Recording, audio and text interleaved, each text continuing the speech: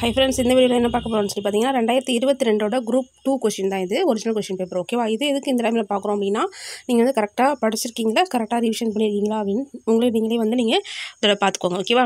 First கேள்வி பாருங்கள், எந்த டாபிக் அப்படிங்கிறத நீங்கள் இதோட ஜஸ்ட்டு மைண்டில் வந்து பார்த்துக்கோங்க. ஓகேவா? அந்த டாபிக் நம்ம கவர் பண்ணியிருக்கோமா அப்படின்னு சொல்லிட்டு. விளக்கு எரித்த நீர் போல இவ்வுவமை விளக்கம் பொருள் என்னன்னு சொல்லி கேட்குறாங்க.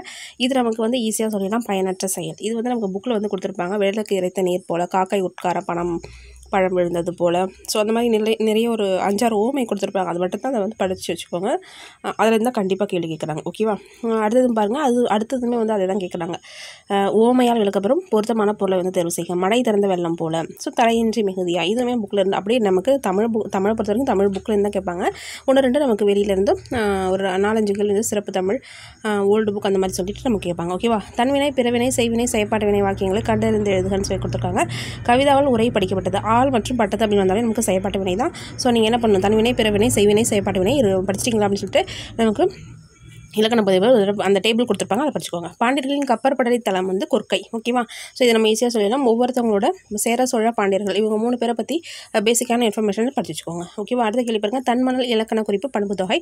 தன்மை ப்ளஸ் மணல் மை விகுதி பெற்று வந்தாலே என்ன வந்துடும், நமக்கு பண்பு தொகை அப்படிங்கிறது வந்துடும். பண்பு தொகை, வினைத்தொகை, அது ரெண்டுமே கண்டிப்பாக கொஷின் கேட்பாங்க. ஓகேவா? ஸோ அதை வந்து பார்த்துக்கோங்க. வேர்ச்சொல் அதுலேருந்து கேட்பாங்க.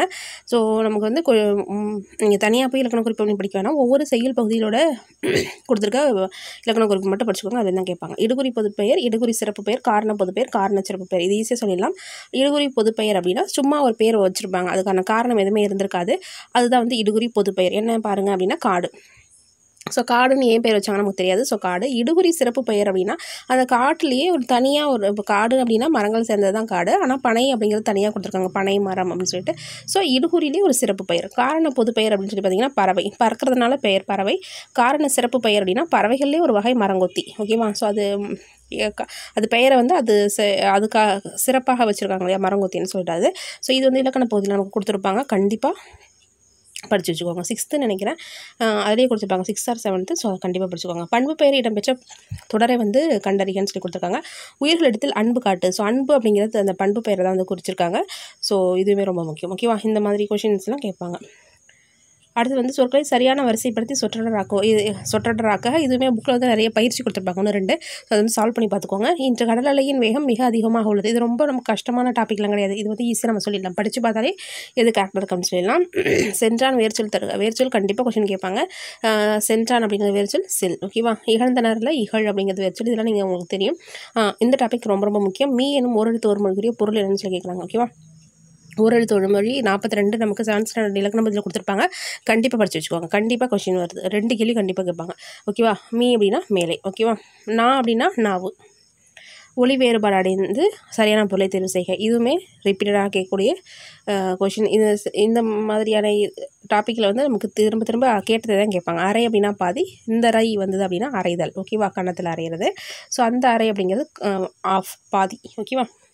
அறுவடை திருநாளுக்கு பொருந்தாத சொல் என்னன்னு சொல்லி கேட்குறாங்க. மகர சங்கராந்தி, லோரி, உத்தராயன். ஓகேவா? மகர சங்கராந்தி அப்படிங்கிறது நமக்கு மகாராஷ்டிரா அந்த பகுதிகளில் கொண்டாடக்கூடிய பொங்கல் திருவிழாவோட பெயர். லோரி அப்படின்னா பஞ்சம்.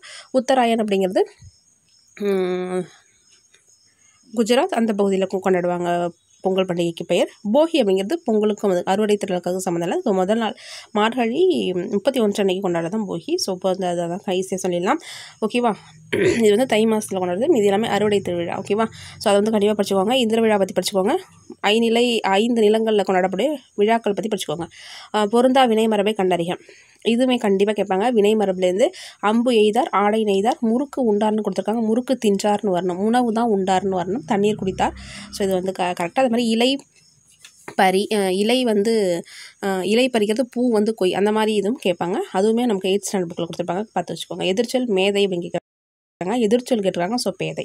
புனையினம் புல்லினம் நட்பு. இதில் புல் அப்படிங்கிறதுக்கு என்ன வந்து எதிர்ச்சொல் கேட்டிருக்காங்க, நல்லா பார்க்கணும். முக்கியமாக ஏன்னா தாழ்ந்த மேலான ரெண்டுமே இருக்குது. ஸோ இது வந்து திருக்குறள்லேருந்து கேட்டிருக்காங்க. புல் அப்படின்னா அதுக்கான மீனிங் வந்து நமக்கு கேட்கல, எதிர்ச்சொல் கேட்டிருக்காங்க. ஸோ மேலான. புத்துயிர் ஊட்டி, பிரித்தேக கண்டிப்பாக கொஸ்டின் வரும். புதுமை ப்ளஸ் உயிர் ப்ளஸ் ஊட்டி புக்கில் இருக்கிறத கண்டிப்பாக படித்து வச்சுக்கோங்க. ஓகேவா? அடுத்து வந்து ஆகாய தாமரை. இது பார்த்தோம் இல்லையா, மரபு தொடர். ஸோ ஆகாய தாமரை என்ன, இல்லாத ஒன்று. பொய்யழுகை, கம்பெனி இட்டுதல், இந்த மாதிரி சிலது புக்கில் கொடுத்துருப்பாங்க. இதோட பார்த்துக்கோங்க. ஓகேவா? பயனின்றி இருத்தல், பொய்யழுகை, ஆகாய தாமரை, இன்னொன்று என்ன கொடுத்துருப்பாங்க, ஸோ அதை நல்லா படித்து வச்சுக்கோங்க. 8th ஸ்டாண்டர்ட் புக்குன்னு நினைக்கிறேன். அடுத்து வந்து கருமம் அப்படின்னா செயல். ஓகேவா? எண்ணித்துருக கருமம் அந்த திருக்குறள் கேட்குறாங்க. சைவ சமய குறவர்கள் எத்தனை பேர்னு கேட்குறாங்க? 4 பேர். ஓகேவா? சைவ சமய குறவர்கள் யார் யார் நமக்கு? திருஞான சம்பந்தர், திருநாவுக்கரசர், மாணிக்கவாசகர், சுந்தரர். ஓகேவா?